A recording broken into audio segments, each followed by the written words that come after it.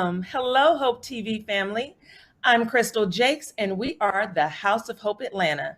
Our pastor is Dr. E. Dewey Smith Jr., and here we believe that life with God is better in every way, every day. We like to first thank our producers, engineers, and the host of behind the scenes staff that make this show possible. Secondly, we'd like to thank you, our Boss Up family, for your support and for watching and rocking with us every week. Because without you, there would be no us. So thank you. Now, family, tonight's show is Leadership Tips from Red Lips. And we have an amazing young lady with us tonight. She is a native of Houston, Texas, and is an inspirational speaker coined as the transformational leader. She's an advocate of servant leadership with the ability to transform and motivate executives and entrepreneurs to become fearless, impactful, resourceful, and engaged leaders. She has a 7-step system that develops inner power through transformation.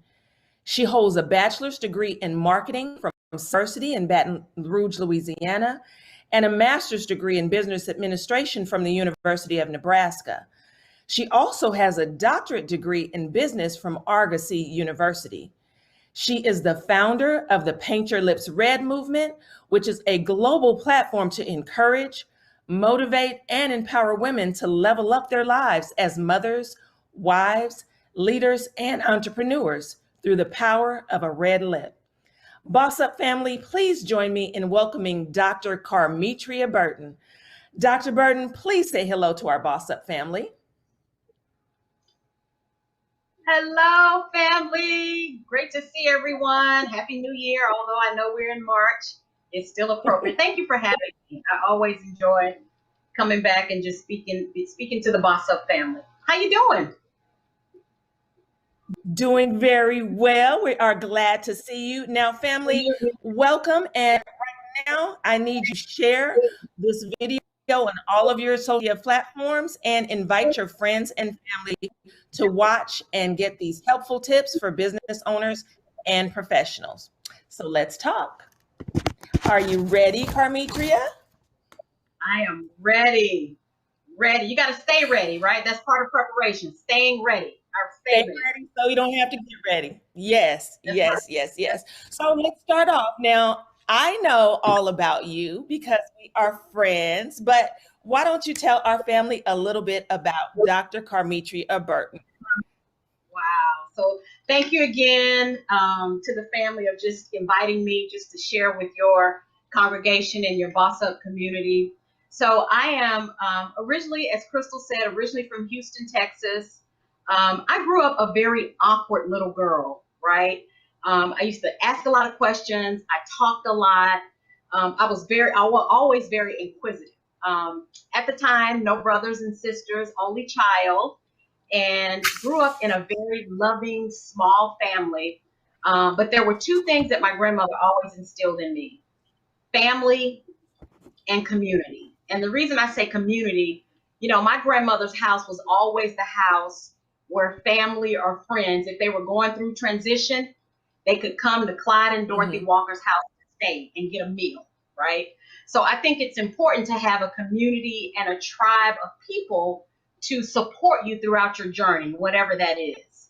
So just a little old girl from Houston, Texas. I love to read. I love to travel, although we're not doing any of that right now. And I love movies and exercising. So that's me in a nutshell. Awesome. Now tell me, has it been hard to find a balance between your work and family life? I would say that has been an evolution. Very early in my career, entering in corporate America years ago when I was single, I think it was not hard because you were driven by the success of your career. But I think as you mature, your priorities shift, right? Families first.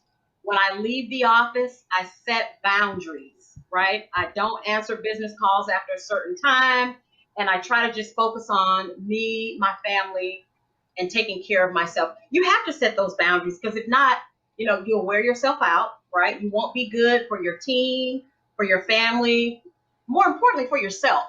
So I think it's really important to set boundaries, and setting boundaries is a part of self-care. And I know that's been sort of the buzzword for the last several years, but in order to have effective self-care, you have to set those boundaries. So I would say, as Absolutely. your priorities shift, it's not hard to set boundaries at all. Absolutely. I totally agree with you. You got to have those boundaries because otherwise everything else takes over. So you definitely got to have those boundaries. You're absolutely right about that. So I know you've been in corporate America for a lot of years, and I know you've come across all kind of leaders. Was there someone that you patterned your leadership style after that you'd like to tell us about? I would say not really. I think my leadership style has evolved as a result of the leader that I don't want to be, right? Oh, yes. So Yes. when you have those experiences, you know what you don't want to be, right? And Absolutely. so I've had Mm. men and women leaders that I've learned the hard lesson from. And so that has sort of evolved me as a leader as to one, what I want to be and what I don't want to be. So I would say, not really. It's been sort of a lessons learned along the way. Absolutely. So you would basically say you developed your own style. So that's perfect. You are the type of leader that you want to be and that you love to see. So that's awesome. That's amazing. Now, what are the key characteristics of a great leader? Oh, great question. Huh. So I would say, and this is probably in no area of priority, but I would say one, a leader has to listen. Oh, there's an art to listening, right? And when I say listen, don't listen with what you're going to say next. Don't listen with judgment, but truly listen with empathy, right? Put yourself in that person's shoes and really try to experience what they're feeling or what they're saying. So listen. The Mm-hmm. second thing is, I think you need to be a leader that has emotional intelligence. And what do I mean by that? Sometimes I think as leaders, you can sort of, get caught up on anxiety or not wanting to develop anybody on your team because you think they may take your job, right? You may Yeah, feel, envious of someone, but being aware of those feelings and put them in check quickly. Because as a leader, you got to have emotional intelligence and be aware of your emotions, which sometimes can get in the way of you making decisions, right? Or you being fair to your employees. right. I think also a leader is someone that develops others. You are developing people on your team. You're developing people, to get to the next level. And that says a lot about your leadership. I Right. actually have three ladies that worked for me years ago, and now they have moved up the corporate ladder. They've started their own business. And I get so proud of them because I think that's as a result of me spending time with them, right?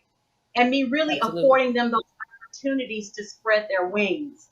So I think a good leader listens. I think they have emotional intelligence. And I think they are very keen on mentoring and developing others.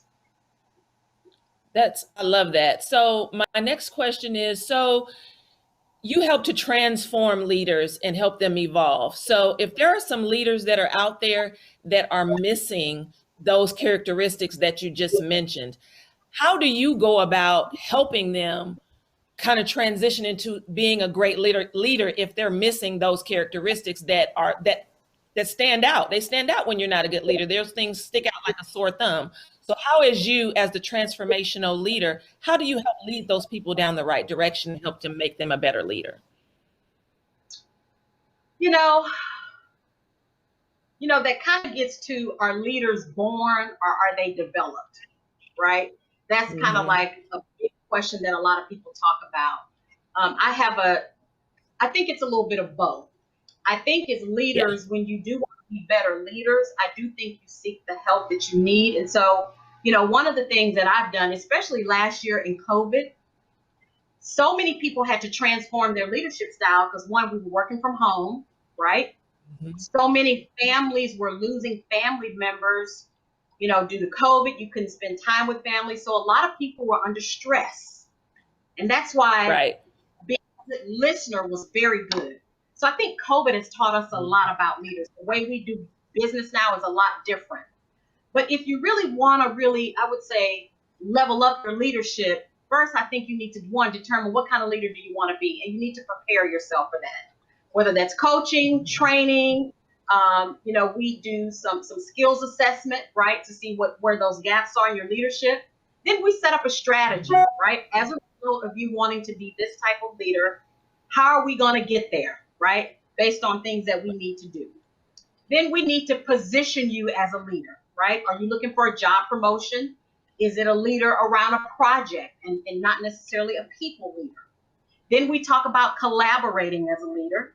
Then we talk about the way you communicate as a leader. And one of the ways that I just mentioned of communicating is very good listening. Then we talk about the performance. How are you going to measure this new leadership style? And then you execute. And then we look at that Right. 7-step process, maybe every 3 to 4 months, just to make sure that you're on target as being the leader that you want to be or the leader that your people need. Absolutely. So you just touched on your 7-step process. So why don't you number those out for our listeners so that they can take notes and actually write this down, because it's going to help somebody going forward. So you got to lay it out for them. What is your 7-step process? So first one is preparation, right? Let's prepare you on what type of leader you want to be. The second one is strategy. You always have the strategy going into any type of project or execution. Then we're going to position you as a leader. Then we're going to collaborate. That's talking to me, talking to your team, talking to other people that you work with to talk about, hey, what type of leader are they really, right? To get that 360 feedback approach. Then we're going to talk about the way you communicate as a leader, and then how you communicate your changes as a leader. Sometimes it's always not the verbal communication, but it's those nonverbals that will show that you are looking to level up your leadership. Then number 6 is performance. And then number 7 is execute or activate, right? So you go through those 6 steps, and then you're going to activate on that as a new or different or changed leader. I love it. Perfect. So in your bio, you talked about being a servant leader. Break that down for us. What exactly is a servant leader? I'm listening. I think, I think, and listen good, take note. I believe a servant leader is just what it says. You're there to serve, right? You're there to serve your team. You're there to serve others. You're there to coach, develop, mentor, train, break down barriers so they can be successful. I think that is the cornerstone of leadership. Now, have I always been a servant leader? Absolutely not. So let me be authentic here, right? So early on in my career, and I'll be authentic, it was all about me as a leader. What can my team do to make me look good, right? I need the team to get us from here to here to make me look good. Me. I was a leader. I was in charge. But as you evolve, you begin to take your leadership responsibility serious. And you begin to know that you have a responsibility to serve others.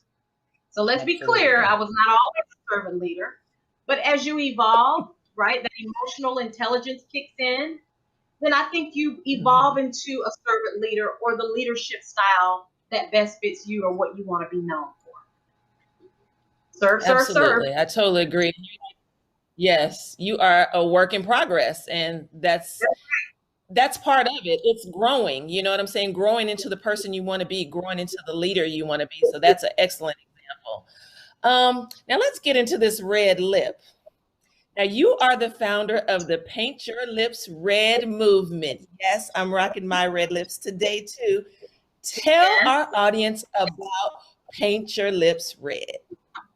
Oh my goodness. Oh, I'm getting excited. Your baby. You know how much I talk about this. Yes, my baby. And my baby is 4 years old now. So it's a Yes. toddler. It's a toddler. And the audience should know Crystal was one of my first supporters when I kind of came up with this vision and we did our first photo shoot. So thank you, Sissy, for being there and supporting me, and just seeing it grow. But essentially, we brought my grandmother, and I'll make this story, it's kind of I've turned my message into a movement. So we moved my grandmother to Atlanta several years ago before she passed, and she was very ill. And she came here for us to love on her, to nurse her back to health. And so my family would take turns in taking her to her doctor's appointments, right? So she was on dialysis 3 days a week. She had doctor's appointments. She had congestive heart failure. And she was just here for us to love on her and to get her back to health, good health and strength. So my day was Tuesdays. Every Tuesday, I would go pick Big Mama up, right?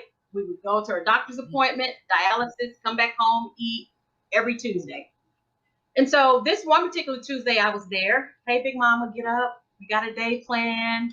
She's like, okay, baby. She would get out of the bed, go to the bathroom, brush her teeth, wash her face, come back. Before she would take her medicine, she would say, give me my red lipstick. And I went, ooh, okay, she wanted you for appointments. I get it, right?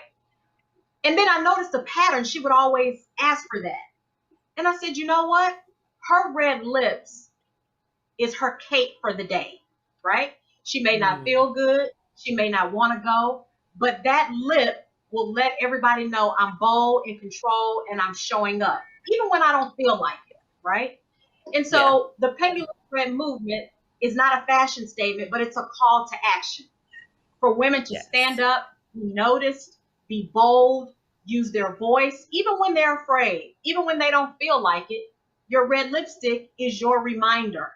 And that is your way to get you through the day, to use your voice or whatever it is that you may feel a little small or minimized about. Your red lip is your reminder, but you can do it, and you got it. Absolutely. Absolutely. It helps you because it takes a pretty bold woman to put on a red lip because everybody can't do it. And you got to be feeling a certain type of way about yourself and your situation to throw on a red lip and step out and make things happen. And when you accomplish it, makes you feel that much better. Like, yes, I did that today. And guess what? My red lips helped along the way. So I love it. I love it. I love it. Thank you. So Thank you. tell me, so what's next for PYLR, Paint Your Lips Red? So as I mentioned, it's a leadership movement for women. We've been around for 4 years. And so what it does is it coaches and trains women on leadership habits to excel them in their career, their business, their personal life, or whatever it is. And so we have coaching sessions every quarter. I always invite other speakers to come out and speak. So what's next for PYLR? I am looking for a cosmetic company to support the movement, right? To have a red lipstick, possibly named after my grandmother. So when we talk about the PYLR movement, we can have that companion red lipstick to be a part of the movement. The movement is national. I have women in the Bahamas, Canada, Puerto Rico, Spain that has supported the movement for the last 4 years. And so women are just ready to use their voice. They're ready to be noticed. They are ready to get their seat at the table. They're ready to show up and to be counted. And so PYLR is here to stay. Awesome. We've got work to do. We got work to do. A lot. A lot. And given that it is International Women's Month, why don't you tell our viewers, our ladies or men, you can tell your wives, where can they go to sign the pledge for this Paint Your Lips Red movement?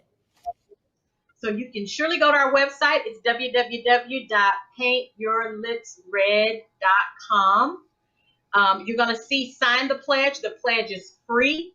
All it's asking you to do is to commit to these 10 habits when you sign the pledge. And so you'll get like a pledge. This is the pledge card. You probably can't see it. You'll get something to your email. And all it says is, if you sign the pledge, you're committing to showing up. You're committing to practicing self-care. You're committing to being optimistic. You're committed to being confident, authentic, support and celebrate other women. You're committing to doing it afraid. You're committing to being poised. You're committing to being spiritual, and you're committing to serving. So that's the PYLR pledge, paintyourlipsred.com. I love it. I love it. One last thing. So, are there any generic tips you can give the women in our audience without knowing their situation that can help them level up in their lives? Whew, do we have enough time for that? So, this is what I would say. I would say the last several years, it's been time for women to stand up and be noticed. I get it. Everybody's a little different. But ladies, I want you to know and be confident in yourself. Even on those days when you don't feel very confident, right? Things are not going your way. Always start your day in prayer, right? And push through, right? My motto is show up. Because when you show up, you beat half the competition. That's half the battle. Just showing up, right? Getting out of bed and going to work to a job that maybe you don't even like, right? Showing up, right? And the way you show up is, one, you got to show up for yourself because nobody else is going to show up for you. And then two, how do other people see you show up in the world? So be confident, show up, pray, surround yourself with a tribe of women that will push you in the positive direction, right? So you want to level yourself up. They always say you are the sum of your friends. You want to hang out with people that are doing things, right? Taking care of business, right? Ooh. Moving forward in their business, going back to school, whatever it is. You have to put yourself in positive surroundings and situations because the conversation is different when you hang out with people that has business about themselves, right? So make sure you're in an environment that can really sustain positivity through yourself. Right. And then I would also say, give yourself grace. Sometimes we are so hard on ourselves if we don't get the job, if we don't look a certain way, if we don't have the degree. Ladies, give yourself a little grace. Don't live your life based on society standards, right? Live your own life. Because when you begin to have those pressures, that is when your confidence minimizes. So give yourself a lot of grace, ladies. Set out a plan, right? Put yourself around positive people and have the confidence to execute on whatever that plan is. Absolutely. I totally agree. That was awesome. If you could have a conversation with younger Carmetria, what would you tell yourself? Younger Carmetria. I would go back and say, you know what? You're going to turn out all right. You really are, girlfriend. It's going to be okay. It may not always be what you want, but it's going to be okay. That dream that you had of getting married and having 4 boys, it ain't going to happen. God had another plan, right? But it's still going to turn out okay. God has another plan for you. I would also tell myself to be okay with not being perfect, but strive for excellence. No such thing as perfection, but strive for excellence. And that is okay. It's going to be okay. Yeah. That's what I would tell my younger self for the purposes of this audience. Exactly. There's some stuff we don't really want to share, but for the purposes of this, yes, that's excellent. That's excellent. Well, I have totally enjoyed this, Carmetria. Thank you so much for joining me today. And Boss Up family, thank you guys for watching. We appreciate you so much. Well, until next time, remember, like our senior pastor says, if you are good to God, He will be good to you. And we want you guys to have an amazing weekend. And Carmitra, do you have any last thoughts for us before we go for today? Thank you so much for this opportunity. That's it, ladies, it's your time. Your red lipstick is your reminder. Paint your lips red and watch the magic that can happen. Thank you. Yes. Thank you.